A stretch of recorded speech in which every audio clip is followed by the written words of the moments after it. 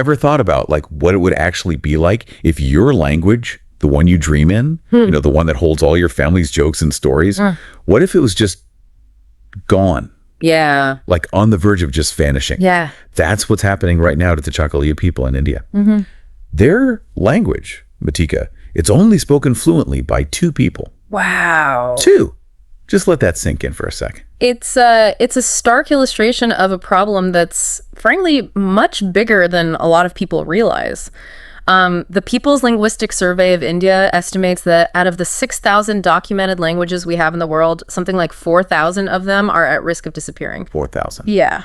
So we're talking, what, like 2/3 of the world's languages? That's exactly right. Okay. See, that's way more dire than I initially realized. Yeah.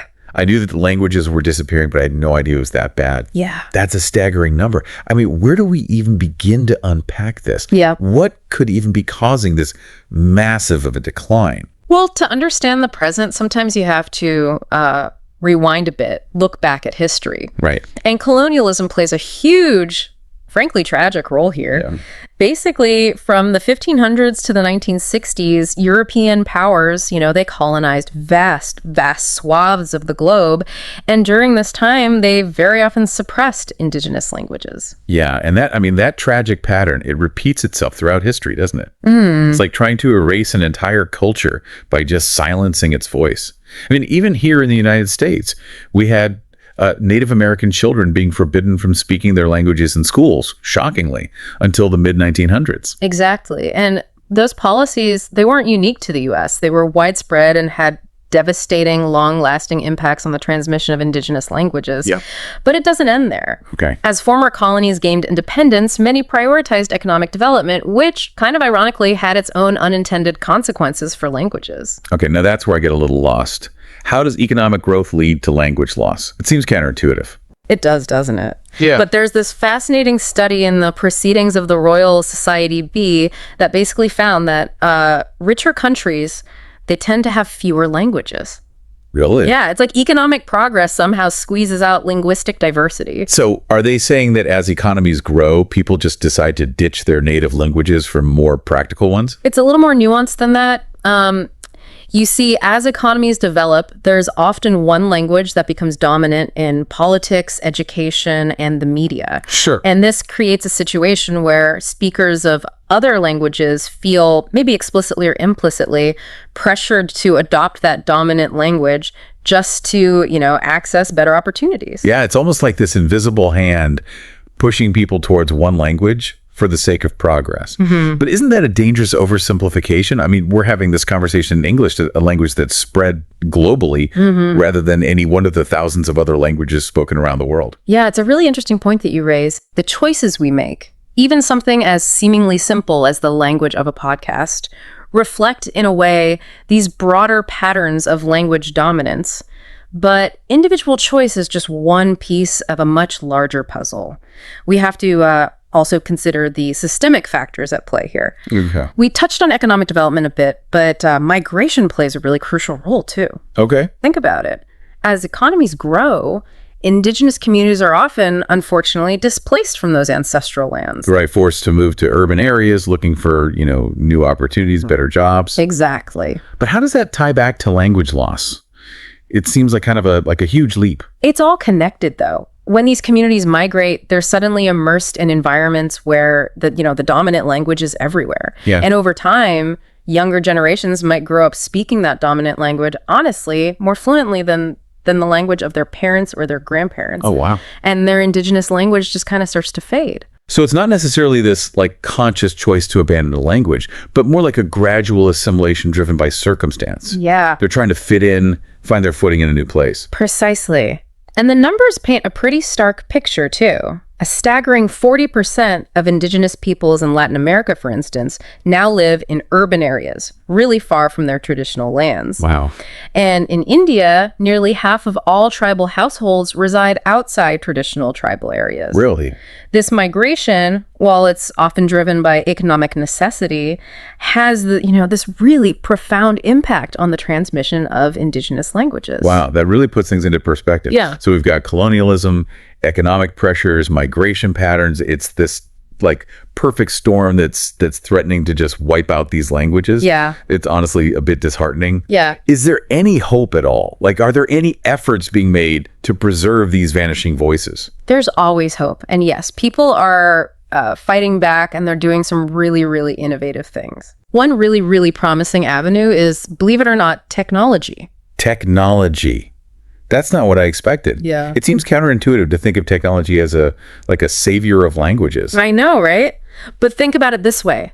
We can now document languages digitally, create these amazing online dictionaries, learning resources, language learning apps. We even have artificial intelligence now that can help revitalize endangered languages. Okay, you've piqued my curiosity. Do you have any examples of how this is actually working? Absolutely. Have you heard of the Rosetta Project? The Rosetta Stone. Yeah. Like the one that helped us decipher ancient Egyptian hieroglyphs. Exactly. Inspired by that, the Rosetta Project is creating this massive online library of over 2,500 languages with the goal of, digitally preserving them for future generations. That's incredible. So we're talking about more than just dusty archives here. Yeah. These are like active resources for people to learn and use these languages. That's awesome. And there are some incredible success stories too. Take the Cornish language, for example. It was declared extinct in the late 18th century. What? Gone, vanished, or so everyone thought. Wait, so what happened? Did someone find a lost tribe of Cornish speakers? Not quite, no. Dedicated individuals, community efforts, and you guessed it, the internet, all played a part in bringing Cornish back from the brink. Wow. It's now being taught in schools again. Wow. That's a testament to the power of human determination if I've ever heard one. Yeah. But reviving a language, especially one that's been marginalized for so long, must be incredibly difficult. What about protecting languages before they reach the brink? Are there any preventative measures being taken? Absolutely. Prevention is key.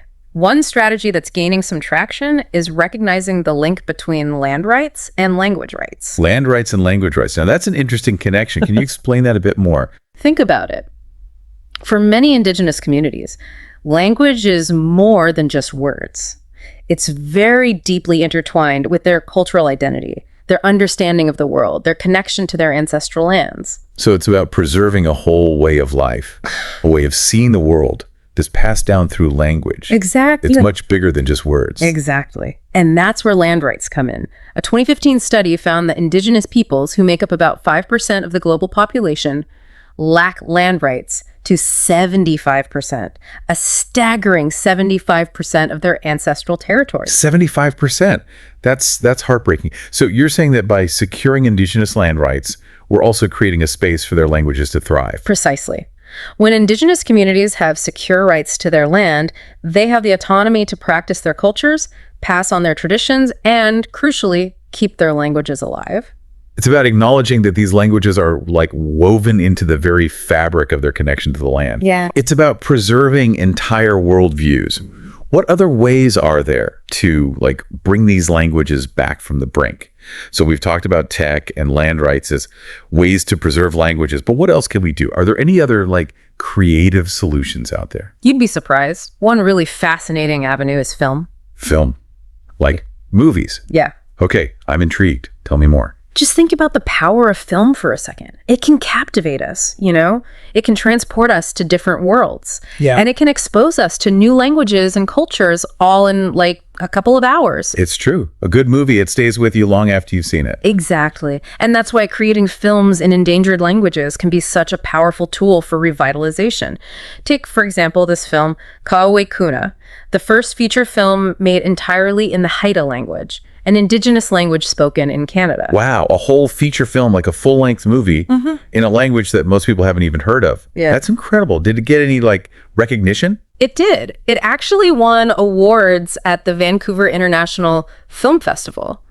And I think it proved that films in endangered languages, they can be both culturally significant and, cinematically successful too. See, that's what I'm talking about. It shows that there's a real hunger out there for these stories, for these glimpses into different cultures and ways of life. Yeah. What a powerful way to keep these languages alive. Absolutely. Promoting film in endangered languages, or even, something as simple as adding subtitles to those films for wider accessibility, it could be huge. It could really engage younger generations, spark their curiosity, and inspire them to learn and value these languages. It's like planting these seeds of appreciation for linguistic diversity, hoping that they'll, blossom in the future. As we wrap up our deep dive here, it strikes me that language is about so much more than just words. Yeah. It's a vessel for culture, history, identity. It's about these unique ways of seeing the world that have been passed down through generations. It's like the echo of our ancestors, whispering stories and wisdom across time. Beautifully said. When we lose a language, we're losing a part of ourselves, a part of our shared human story. It's a reminder that every time we encounter a new language, whether it's in a film or a song or even just a conversation on the street, we're being offered this little glimpse into a world of untold stories and perspectives, just waiting to be discovered. So the next time you hear a language you don't understand, maybe don't just see it as foreign or different. Think of it as a doorway to a whole new world of understanding. That's a beautiful thought to end on. Thank you for joining us on this journey into the world of disappearing languages.